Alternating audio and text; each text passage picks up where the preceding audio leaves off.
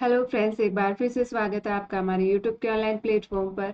मैं मंजू चौधरी, आपके educator for chemical science. तो जैसे कि इस प्लेटफॉर्म पर आपको CSI NET examinations, GATE examinations, आपके अदर गवर्नमेंट जॉब्स हैं उनकी प्रिपरेशन, इसके साथ में इंफॉर्मेशंस भी अवेलेबल करवाई जाती है। जैसे कि बीएससी स्टूडेंट्स हो गए, एमएससी एंड जो पीएचडी से रिलेवेंट इंफॉर्मेशंस हैं वो आपको अवेलेबल करवाई जाती है। इसी के साथ जेआरएफ अड्डा एप्लीकेशन पर आपके केमिकल साइंस का जो जून 2025 का जो एग्ज़ाम होने वाला है सीएसआई नेट का, उसके लिए टेस्ट सीरीज के एक ऑफर प्राइस पे चल रही है, जिसमें आपके टेस्ट रहने वाले हैं 30 माइनर टेस्ट रहेंगे, 10 मेजर टेस्ट रहेंगे। एंड जो आपका सिलेबस ओरिएंटेड आपके जो पेपर पैटर्न पे आधारित ये आपके जो टेस्ट सीरीज है वो रहने वाली है। इसकी जो ऑफर प्राइस है आपके 999 पे चल रही है, तो आप इसे ले सकते हैं जेआरएफ अड्डा एप्लीकेशन पर। एंड इसकी जो टेस्ट की जो इन्फॉर्मेशन है, शेड्यूल है, वो भी आपको जेआरएफ अड्डा एप्लीकेशन पर देखने को मिलेगा। इसी के साथ आप हमें फॉलो कर सकते हैं टेलीग्राम चैनल पर डायरेक्ट क्यूआर स्कैन करके, जहाँ पर आपको रिक्रूटमेंट या केमिस्ट्री से रिलेवेंट जो भी इंफॉर्मेशन है वो अवेलेबल एंड इसके साथ ही पीडीएफ भी प्रोवाइड करवाई जाती है। तो हम बात करते हैं जैसे कि रिक्रूटमेंट की भी हम बात करते हैं। तो आज की जो हमारी रिक्रूटमेंट की इंफॉर्मेशन के साथ में हम आए हैं। तो जो रिक्रूटमेंट है, काफ़ी अच्छी रिक्रूटमेंट रहने वाली है सेंट्रल पॉल्यूशन कंट्रोल बोर्ड, जहाँ से काफ़ी टाइम से आपको रिक्रूटमेंट का इंतजार था। साइंटिस्ट की जो आपकी वैकेंसी है वो निकली है।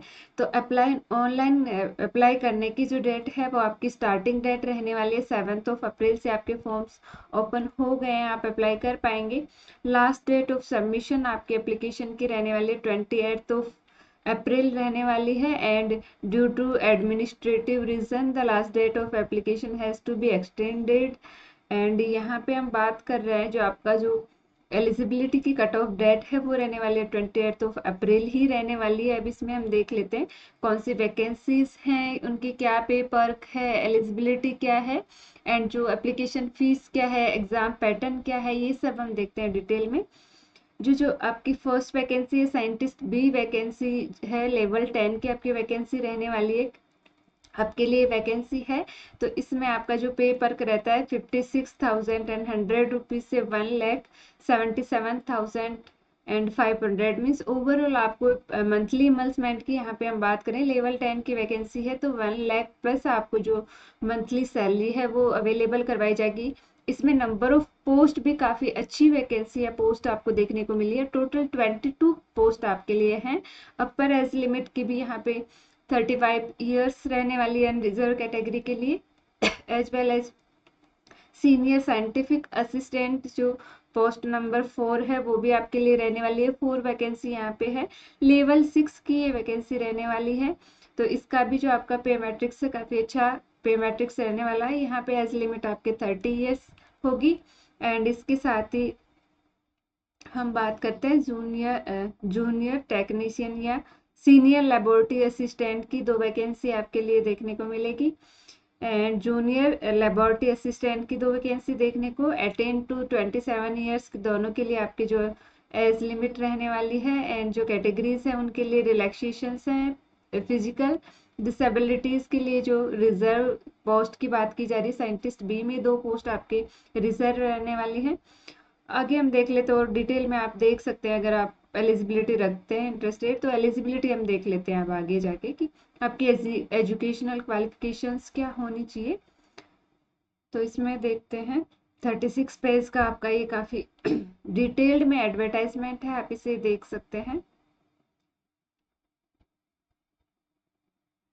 साइंटिस्ट बी की हम बात करें, एसेंशियल आपके पास bachelor degree in engineering students के लिए जो आपके एनवायरमेंटल पर्टिकुलर जो आपका स्ट्रीम है उसमें वैकेंसीज है। तो हम केमिस्ट्री की बात करते हैं, एमएससी यहाँ पे हम आते हैं। तो एमएससी डिग्री इन केमिस्ट्री में 3 पोस्ट आपके लिए अवेलेबल है, एनवायरमेंटल साइंस में 3 पोस्ट है, माइक्रोबायोलॉजी में 2 पोस्ट अवेलेबल है। एंड प्रेफरेंस आपकी दी जाएगी अगर आपकी नेट क्वालिफाइड है, पीएचडी आपने कर रखी है तो उन स्टूडेंट्स को प्रेफरेंस दी जाएगी, यहाँ पे बताया गया है। एंड सीनियर साइंटिफिक असिस्टेंट की हम बात करते हैं तो pursuing master degree in science from a recognised university और institution with 2 years experience of relevant means ये जो आपका पोल्यूशन कंट्रोल बोर्ड है उसमें आपके एक्सपीरियंस, अगर एमएससी के साथ में एक्सपीरियंस है तो आप इसे फिल कर सकते हैं। प्रिफरली इन पोल्यूशन कंट्रोल बोर्ड में आपके पास एक्सपीरियंस है तो उनको प्रेफरेंस दी जाएगी। इसी के साथ में जैसे असिस्टेंट की बैचलर डिग्री आपके पास होनी चाहिए एंड इसके साथ ही computer knowledge and at all. इसके बाद में हम बात करते हैं सीनियर लेबोरेटरी असिस्टेंट की। तो आपके पास 12th स्टैंडर्ड पास होनी चाहिए साइंस के स्ट्रीम में, बोर्ड और institute where 3 years of experience in relevant. 3 साल का आपके पास जो एक्सपीरियंस है वो रहना चाहिए, या फिर degree in science from recognise university, means BSc degree आपके पास होनी चाहिए इसमें। अब जूनियर लेबोरेटरी असिस्टेंट की हम देख लेते हैं। 12th स्टैंडर्ड आपके पास होना चाहिए। डिजायरेबल है यहाँ पे आपके degree in science, means BSc degree है तो आपके लिए ये डिजायरेबल, इसमें एसेंशियल में नहीं है। अगर आप 12th पास कर रखिए तो भी इस फॉर्म को अप्लाई करने के लिए आप एलिजिबल हैं। अब आगे हम देख लेते हैं इसकी जो फीस रहने वाली, एप्लीकेशन फीस रहने वाली है, जो कि आपके 2 hour exam shift and 1 hour exam shift में डिफ्रेंशिएट की गई है। इसमें भी आपको पर्टिकुलर 2 टाइप से कि आपकी एग्जाम फीस 750 प्लस 250 आपके टेस्ट सेशन लगेगा, जो कि 2 आवर्स का होगा तो 250 लगेगा, एंड 1 आवर के टेस्ट सेशन के लिए 150 लगेंगे। एंड इसके लिए जो 1 आवर का होगा ड्यूरेशन, उसमें 350 रुपीज़ लगेंगे। ओवरऑल हम अनरिजर्व कैटेगरी की बात करें तो 1000 रुपीज़ फॉर 2 आवर्स का एग्जाम सेशन है, उसके लिए आपकी एप्लीकेशन फीस, एंड 1 आवर का है तो 500।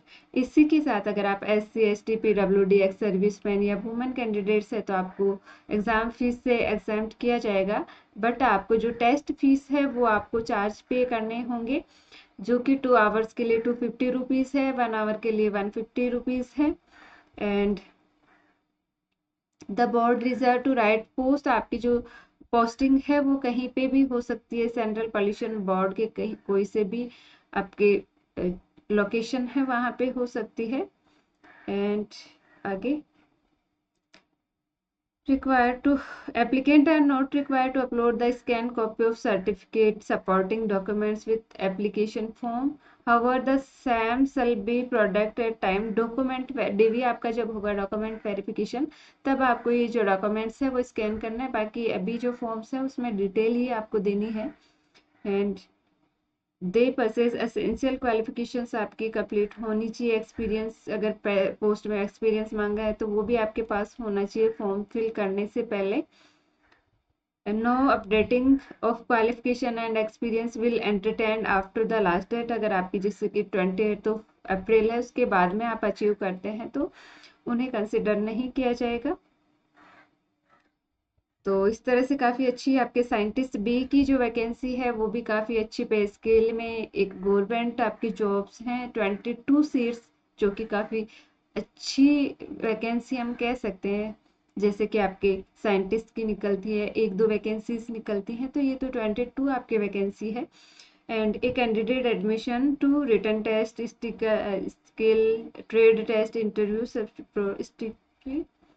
तो इसमें जो आपके डिटेल आप अगर आप एलिजिबिलिटी रखते हैं तो डिटेल में आप इसको गो थ्रू कर सकते हैं अपने एडवर्टाइजमेंट को और अपना फॉर्म फिल कर सकते हैं। मिलते हैं नई वीडियो में नई इन्फॉर्मेशन के साथ में, तब तक के लिए टेक केयर, बाय बाय।